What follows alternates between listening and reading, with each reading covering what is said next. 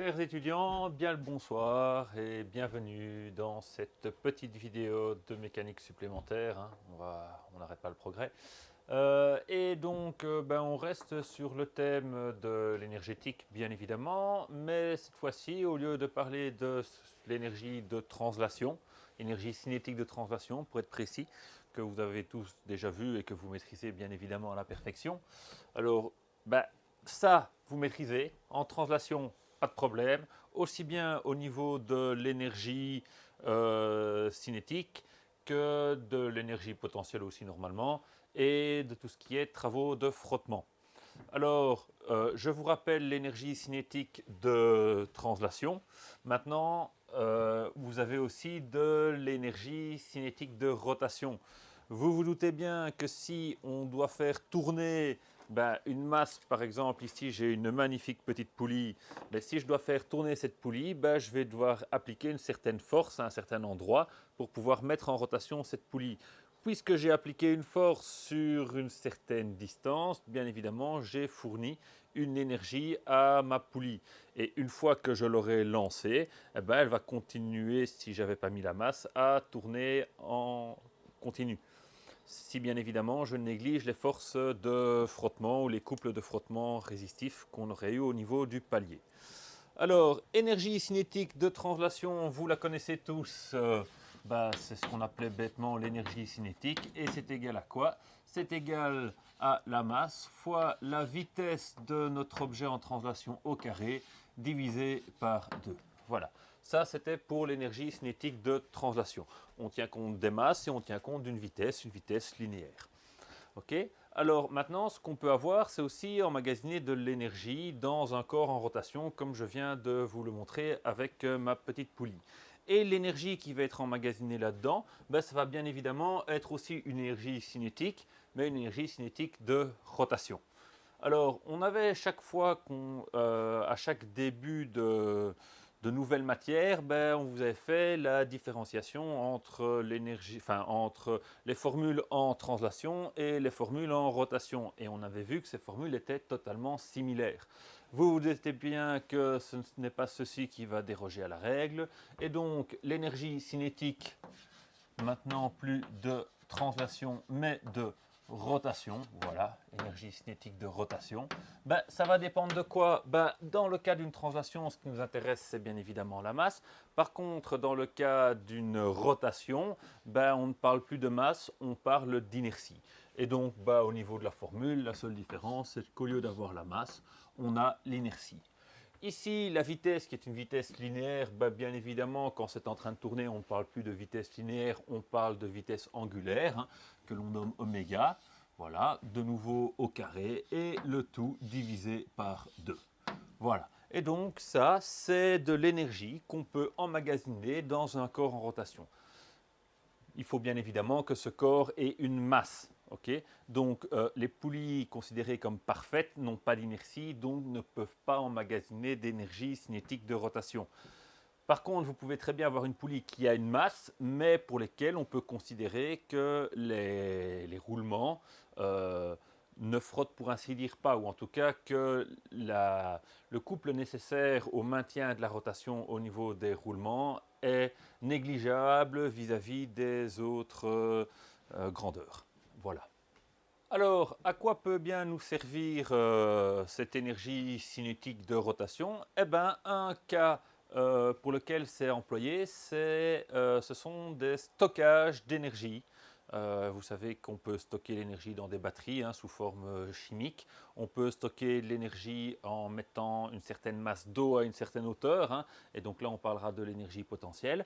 On peut aussi employer le vent, ça c'est un petit peu différent, panneaux photovoltaïques, etc., etc. Mais une manière de stocker vraiment l'énergie qu'on emploie je ne vais pas dire couramment, mais qui est employé, c'est le stockage sous forme de masse en rotation avec une grande inertie et à des très hautes vitesses. Ces masses sont mises en rotation sur des paliers pour lesquels les frottements sont négligeables, et ces rotors, ces masses tournantes sont bien évidemment isolées dans un caisson avec un vide partiel pour justement éviter tout ce qui est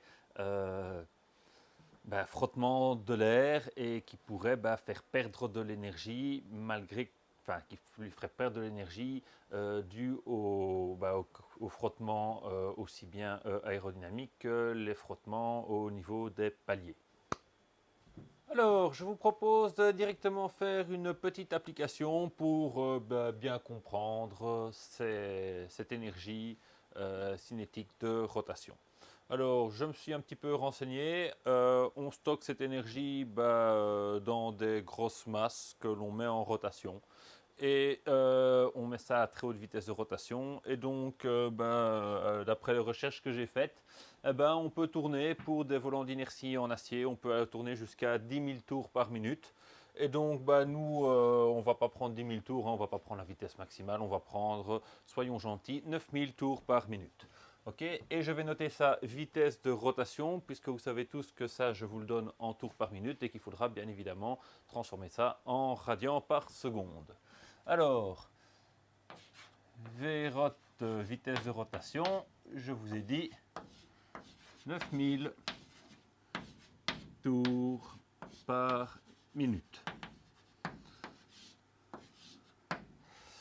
La masse du cylindre, c'est même pas un cylindre, la masse de la poulie, si on veut, puisque on va garder cette inertie-là, la masse en rotation, on va prendre une masse de 1 tonne, donc c'est-à-dire 1000 kg.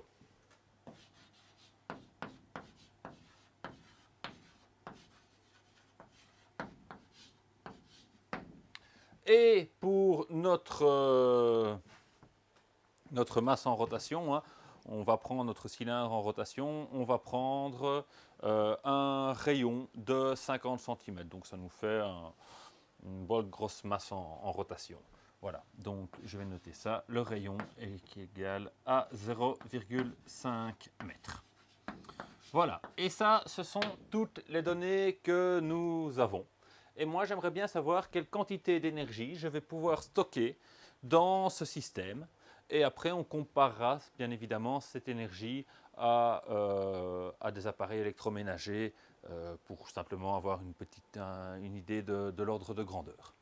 Alors, première chose à devoir calculer, c'est bien évidemment l'inertie, puisque vous voyez que l'énergie cinétique de rotation dépend bien évidemment de l'inertie.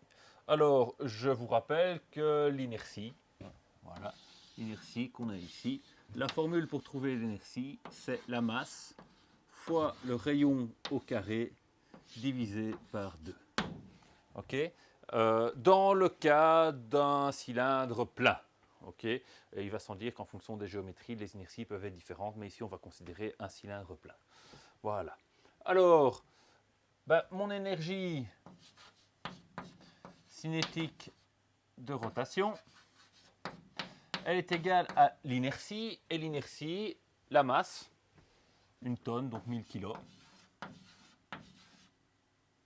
fois le rayon au carré, 0,5 au carré, ça fait 0,25, divisé par 2.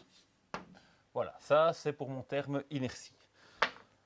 Ensuite, mon terme oméga. Alors, mon terme oméga, je vais d'abord devoir transformer mes tours par minute en radians par seconde. Et donc ça, je vais directement le noter oméga. Alors, 9000 tours par minute, on sait tous, enfin vous savez tous, que un tour, c'est 2 pi radians.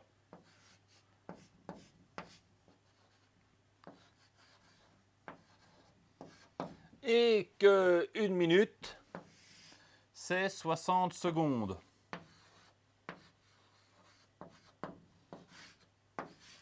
Et donc, pour avoir ma vitesse de rotation, je fais 9000 fois 2pi divisé par 60.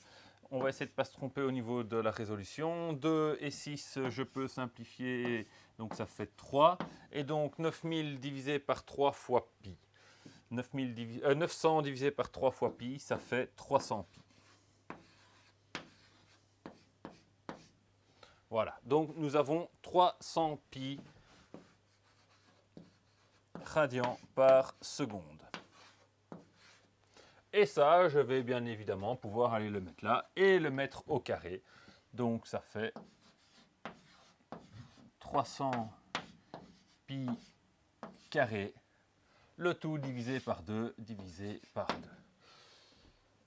2. Et là, contrairement à la dernière fois, je vais directement prendre ma calculette pour être certain de ne pas redire une grosse bêtise, comme ce n'est pas arrivé dans une de mes vidéos précédentes. Et donc, allons-y, j'ai 1000 fois 0,25 fois 300 pi mis au carré, divisé par 4.